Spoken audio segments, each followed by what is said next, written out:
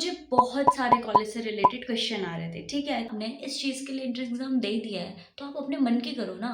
Hello everyone, कैसे हैं आप सभी? आई होप आप सभी बढ़िया होंगे और मैं भी एकदम अच्छी हूँ। और स्वागत है आपका मेरे फिर से एक फुल व्लॉग में।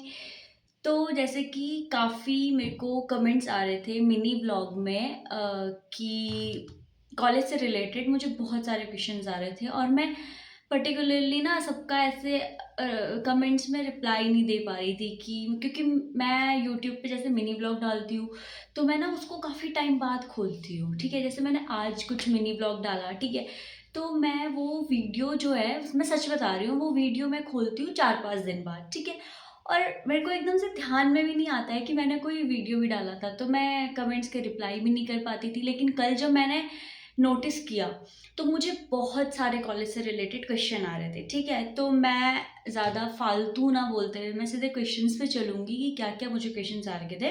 पहला क्वेश्चन ये था लोगों का कि आप कौन-सा कोर्स कर रहे हो? तो मैं बेसिकली पैरामेडिकल कर रही हूँ। अभी मैं इसके बारे में आगे और बताती हूँ, ठीक है? फिर सेकंड क्वेश्चन था कि आपका कौन-सा बैच है? तो मैं 2024 बैच की हूँ, मतलब अभी मेरा सेकंड ईयर चल रहा है पैरामेडिकल में, ओके? उसके बाद एक क्वेश्चन ये था कि आपका कॉलेज कहाँ है? ऋषिकेश, गुमानी वाली, शामपुर वाला है क्या? किसी ने ये क्वेश्चन कर रखा था। ठीक है, तो ऋषिकेश, गुमानी जो भी है वो नहीं है। मेरा कॉलेज है दून मेडिकल कॉलेज, नाम से ही पता चल रहा है। मैं अभी देहरादून में ये कॉलेज है। ठीक है, यहाँ से आपको पैरामेडिकल भी हो सकता है और यहाँ से एमबीबीएस भी हो सकता है आपका। ठीक है, फिर ऐसा होता है कि अभी इस कोर्स के बारे में ना ज़्यादा लोगों को पता नहीं है। माना धीरे-धीरे पता चल रहा है, बट काफ़ी लोगों को ना बहुत कन्फ्यूज़न हो जाता है कि मतलब लाइक क्या होता है, इसका प्रोसेस क्या है, इसका फॉर्म भरने का क्या है, एग्ज़ाम क्रैक कैसे करते हैं, कौन-सा एग्ज़ाम कौन-सी साइट से हमको प्रोवाइड होगा, सब कुछ। ठीक है? तो मैं सब कुछ इसके बारे में बताऊँगी। पहले क्वेश्चंस पे चलती हूँ, फिर उसके बाद ये क्वेश्चन था कि जो ये पैरामेडिकल है तो ऑल इंडिया कोटा से किस रैंक पे सिलेक्शन होता है जीडीएमसी में? GDMC which is government Doon medical college, हमारा ही कॉलेज।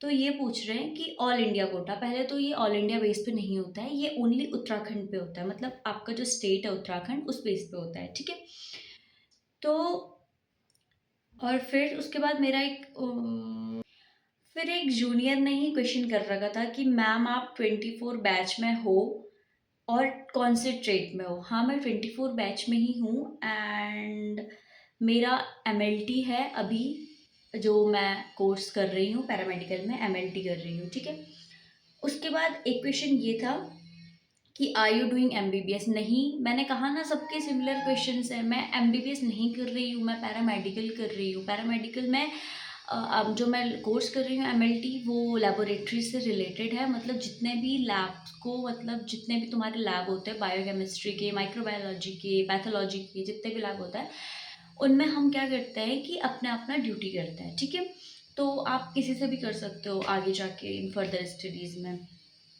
ठीक है, एक क्वेश्चन ये था कि दीदी आप कैसे कर लेते हो ये सब, कॉलेज एंड हाउस में भी रीडिंग करते हो और घर का भी वर्क करते हो?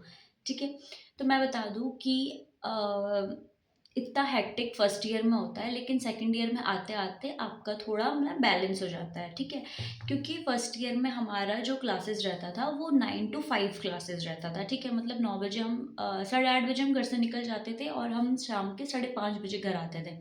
लेकिन सेकंड ईयर में ऐसा नहीं होता है।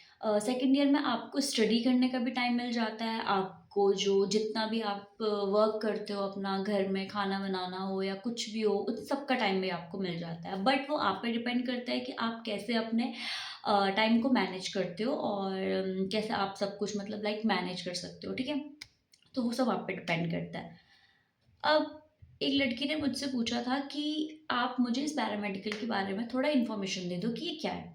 तो बेसिकली पैरामेडिकल जो कोर्स है वो हमारा 3 कोर्स में डिवाइड होता है। ठीक है, एमएलटी, ओटी और आरआईटी। ठीक है, जो एमएलटी है वो लेबोरेटरी से है और जो आरआईटी है वो रेडियोलॉजी लाइक एक्सरे वगैरह जो भी होता है वो सब हैंडल करना उनका काम है। ठीक है, एंड ओटी लाइक डॉक्टर्स के साथ कॉर्पोरेट करना, ये सब काम ओटी वालों का होता है। ठीक है, तो नेक्स्ट क्वेश्चन मुझे एक लड़की ने ये पूछा था कि जो आपकी फ़ीस स्ट्रक्चर है वो क्या है? ठीक है, तो मैं आपको ये बता दूँ कि आप बेसिकली जब आप फॉर्म भरोगे, जब आप ये फॉर्म जो होता है वो HNB GU MU जो है एक साइट यहाँ पे मेंशन कर रही हूँ, उस साइट पे आप जाके देखोगे तो आपको सारी डिटेल्स मिल जाएंगी। हालांकि मैं अभी यहाँ पे फ़ीस स्ट्रक्चर नहीं बता सकती हूँ, आप फ़ीस स्ट्रक्चर वहाँ पे देख लेना, क्योंकि देखो हमारे टाइम पे 45K था, ठीक है, पर ईयर होता है, ठीक है, एनुअल फीस बता रही हूँ आपको, 45K था एंड लाइक 45,000 था। और फिर अभी का मुझे पता नहीं है, तो अभी आप एक बार साइट पे जाके चेक कर लेना, ठीक है, ये यहाँ पे साइट दी हुई है मैंने। उसके बाद था कि ये जो कोर्स होता है वो कितने ईयर का होता है, तो बेसिकली ये 3.5 ईयर का होता है, ठीक है। 3 साल आपका कोर्स होता है, 6 महीने की यहाँ पे आपको इंटर्नशिप होती है। एंड इंटर्नशिप देखो, अब वो पेड होती है अनपेड होती है, वो तो आपको पता है कि बेसिकली इंटर्नशिप आपकी अनपेड होती है यहाँ पे, ये पेड नहीं होती है। अगर आप दून मेडिकल कॉलेज से कर रहे हो इंटर्नशिप, ठीक है, तो आपको इंटर्नशिप करने का कोई पैसा नहीं देना पड़ता है, ठीक है। आपकी 6 महीने की इंटर्नशिप जो होती है वो हॉस्पिटल्स की, हमारे हॉस्पिटल की तरफ से होती है।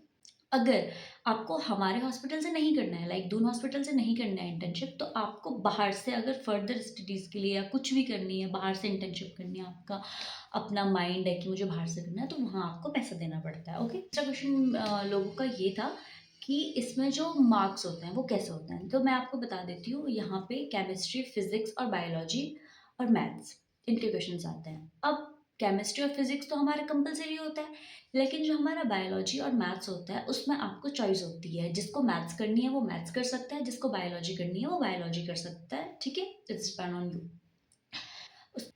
उसके बाद एक बार आप फॉर्म भर लेते हो, उसके बाद आपका जब एग्ज़ाम होता है तब आपको मैंने बता दिया कि आपको बायोलॉजी के क्वेश्चंस आते हैं, केमिस्ट्री के क्वेश्चंस आते हैं, फिजिक्स के क्वेश्चंस आते हैं।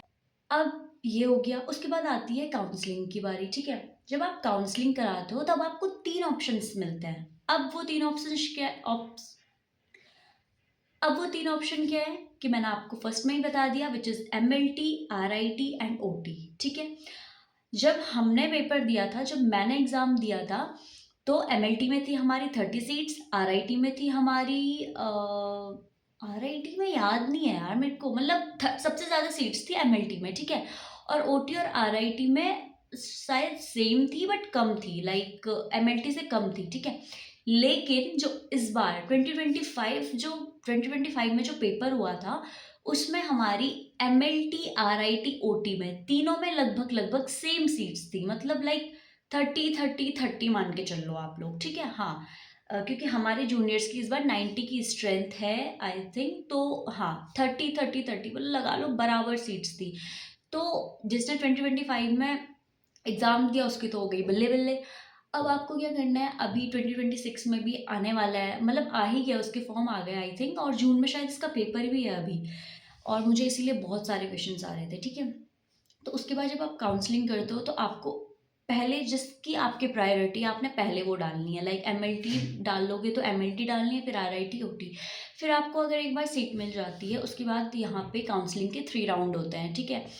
पहले राउंड, सेकंड राउंड, तीसरा राउंड। जब आप पहले राउंड के लिए फीस देते हो, लाइक हाँ फीस तो होता ही है काउंसलिंग के लिए, तो जब आपका पहले राउंड में नेम आ जाता है तो अच्छी बात है। एंड अगर आपका पहले राउंड में नेम नहीं आता है तो सेकंड राउंड के लिए आप ट्राई कर सकते हो, जिसमें आपकी फ़ीस नहीं पड़ती है। सेकंड राउंड में आपको पैसा देने की कोई भी नीड नहीं है, लेकिन थर्ड राउंड में आपको पैसा देना पड़ेगा, ठीक है। तो कोशिश ये करना कि पहले राउंड में आपका पेपर एकदम क्लियर हो जाए। देखो पेपर बिल्कुल भी टफ नहीं आता है, मैं अपना बता रही हूँ सच में। पूरा 11th और 12th का बेसिक आता है, सब कुछ 11th और 12th का आता है। तो अगर आपकी 11th और 12th एकदम क्लियर है तो आप इजीली क्रैक कर सकते हो, ठीक है। तो आपको ये सब चीज़ें आपको करनी है, लाइक 11th और 12th का पूरा सिलेबस आपको अच्छे से कवर कर देना है, और देन आप क्या कर लोगे, एग्ज़ाम अच्छे से क्रैक कर लोगे, ठीक है। आई होप आपको ये इन्फॉर्मेशन काफ़ी अच्छे से प्रोवाइड हो गई हो और आपको इस इन्फॉर्मेशन से थोड़ी सी हेल्प हो गई हो। सो बाय बाय गाइज, मिलते हैं नेक्स्ट ब्लॉग में।